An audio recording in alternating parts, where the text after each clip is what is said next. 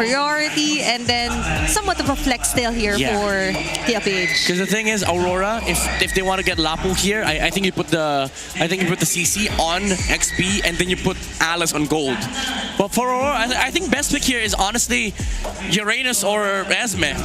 But still, they didn't go Lapu. You're going to have a hard time, but it's the reality. You have to face it, right? You kind of have to like address the elephant in the room. You're gonna melt to the Lunok. But the thing about TL's lineup is that they don't have a hard lockdown. So that's like, you know, the benefit of having the Esme and the Uranus. They're forced to get a hard lockdown. But they go for the Lapu. I still don't like the Eve though. Yeah, sure, it's up against the CC and the Alice, but this upcoming last pick from TLPH might just ruin everything for Aurora, because honestly, a Hylos is still good here. Considering it's also the dangerous grass for an Eve, it's also one of the heroes that I find it having a hard time when it comes to multiple ganks, because for an Eve, all you have is the flicker, then the ultimate for the slide shield, but after that, you're so vulnerable to the attacks. But they've gauged the situation midnight, and maybe they found more pros here for Aurora, and then the Hylos for Daddy JP. Gold lane CC here for OEB. It's such a good draft for both sides. I also have to say that I'm really feeling how much Coach RC wants to get his revenge back. He's been so commendable in terms of drafting for how many games in a row now. It was a bit surprising to see the Lunox immediately come in, but for the past few games, it's been such a high priority. But for Sanji to go this route, I'm hoping this is still signature aggressive Sanji, but that's a bit more balanced compared to game number 2. I think it's signature aggressive everything for Liquid. Looking at the early game start, RORA posting up towards that Little Wanderer, stopping a majority of Liquid from crossing over. Even this XP Crab coin will be contested very hardly. And JP coming in, looking for a sneaky pull. Can confirm, ladies and gentlemen, it is an undefeated Lunox in the hands of the chef, the lone stallion, Sanji. Yep, but it seems like they're really trying to make things a bit harder for Sanji. Yue on the Eve clearly has the range advantage. And they're probably going to stay like this for a while. That's right. More on Aurora's draft before any more action breaks out. It's a very M4 looking draft. Like, look at it. Look at it. These heroes are old school. Yeah. Just now we had this, or I was asking you about, what was Sansan looking like again back in M4? Because now Sanford, it seems like the heroes are becoming a bit similar to that, but Sanji's been sticking with a very particular hero pool. He's been using less, I think, even compared to last season. So there are just certain options on the board for Sanji. Yeah, if you ask me if this version of Liquid looks close to how they look when they won in Jakarta in M4 a few years back, it's very different now. They've definitely grown. The turtle already very low. Shadow kill! Going to prove it just in time, but it's still not enough for Carl to steal away the objective. Oh! Now Sanford has to go down. Fool me once, shame on you. Fool me twice, shame on me. RORA learned. Not like that, 4D, not again. He spent everything. The flicker, the Throne of Ruin, did not work this time against Aurora. Not so fast, RWM! And the AOG to try and provide a bit more pressure. JP could not get out of that. So Aurora have been using so much, but OM down bottom. Can he take down Domingkite? It's not going to be enough. Vengeance committed too, but Doming survives. That is elementary MLBB. When a vengeance is popped, you just stop. Stop. Hands off. Move away. No means no. Don't attack. Don't Sanji. do it. Oh, okay. Synchronized shrieks. Yes, he is not having a good time. Next level synergy. Across the map, they're not done! Sanford, Gleam gets to keep him safe, but Carl cannot farm in peace.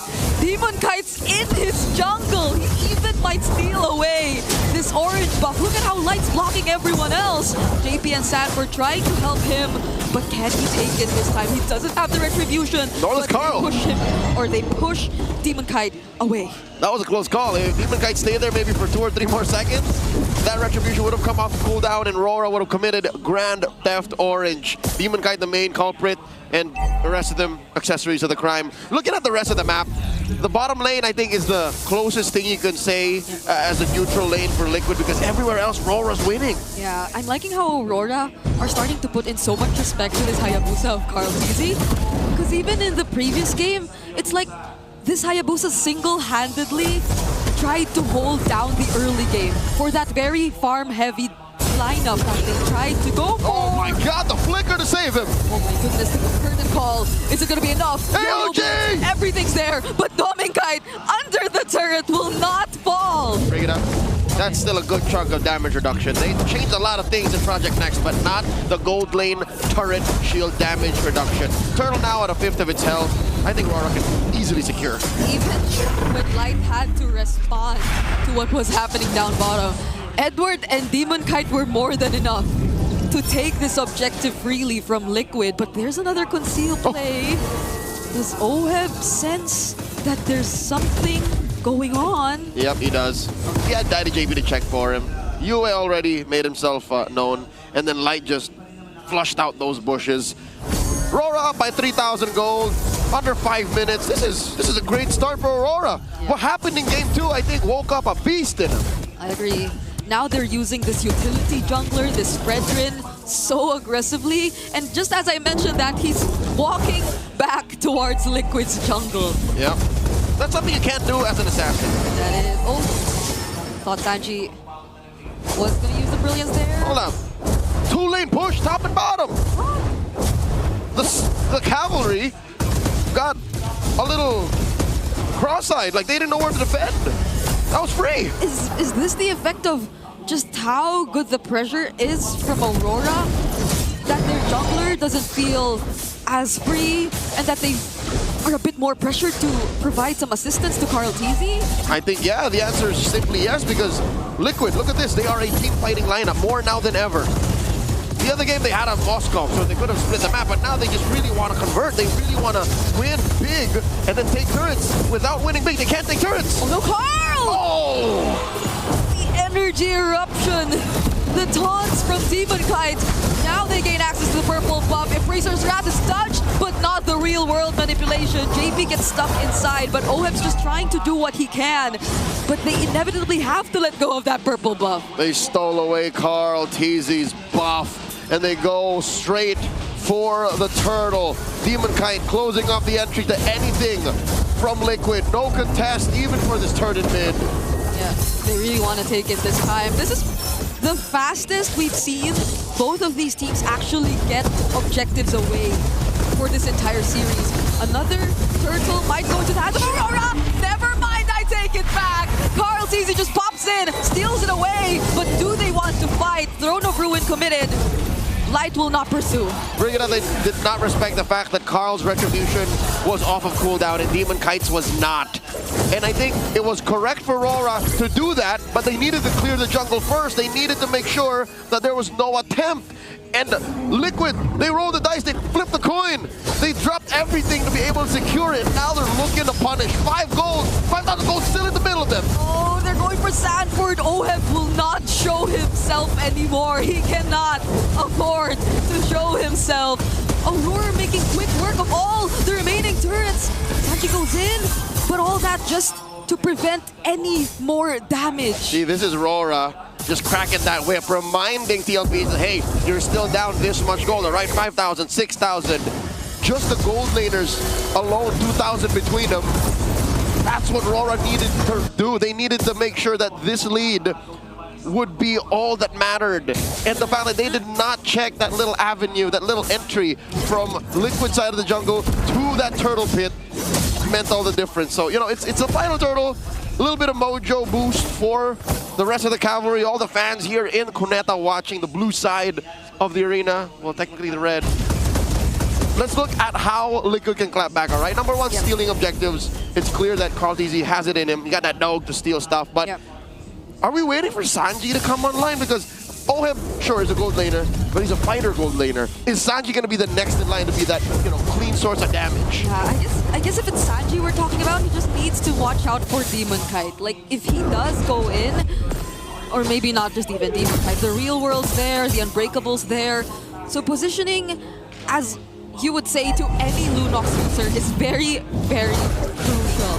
They cannot just go in and make themselves vulnerable to Aurora, because that's going to be one of their main strengths. It's just blocking every single member who wants to dive in. And that's why the Lone Stallion is keeping himself scared. Look at where he's positioning himself. Very far away, hidden from RORA. They'll never know where this Lunox bomb might come from. That's Sanji DD. Turtle at half health. Yeah, but Yue's holding this brush too. Lord, rather. Here we go.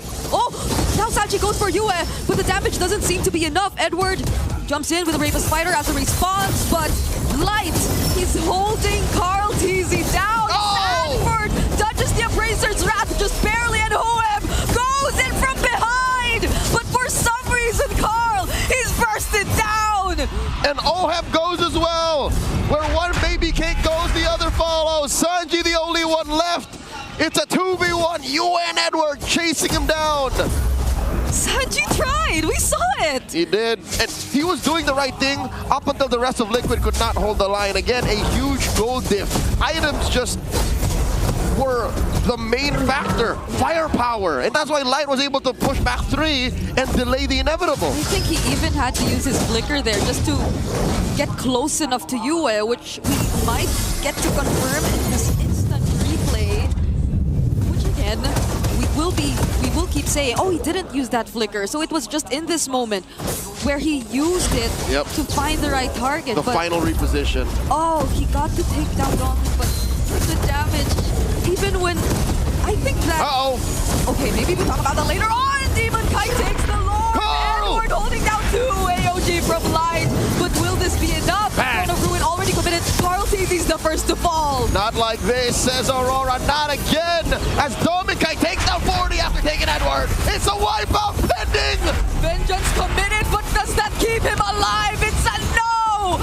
A wipeout by Aurora. The blinding lights stumble into the Stallions, and the Stampede is quelled. A Lord and 5 kills over to Aurora. Now they will definitely be clearing the outer turrets, possibly even the top lane turret, base turret of Team Liquid. And that's exactly where the Lord is approaching, but there are no Holy Shields left. Even bottom lane still standing. About 40 seconds left for that to make it work. Make it worth it to protect. In Aurora, they know that this Lord won't stand for too long. Liquid are in the danger zone. They are in self-preservation mode right now. I just gotta say, I can't recall the last time Carl TZ got his hands on his purple buff. And that's probably making things a lot more harder for Liquid at this point. Sanji just trying to defend this mid-lane base turret. But they're struggling to do just that. Liquid, again, the way that they've been so successful all throughout the later half of Season 16, even in the playoffs, is fighting in the paint. They like to really give it to their opponents and then, with conviction, dominate them. They convert. They don't steal. They don't try and go through technicalities and slip through the cracks. They convert. And they just haven't been able to. Again, one thing you mentioned is the purple buff. Honestly, if Carl DZ can't get his purple buff, that means he can't get to the rest of his jungle. That means he is so down on resources. And what's scary is that even if he tries to just look for pickoffs and potentially trades across the map, Yue and Dominkite, I believe, have winter crowns. So even when there's a chance of a potential pickoff, that's just not gonna turn out good for Liquid. Nothing. Shadow kills, forget about it. Brilliance into a Darkness Blast, forget about it.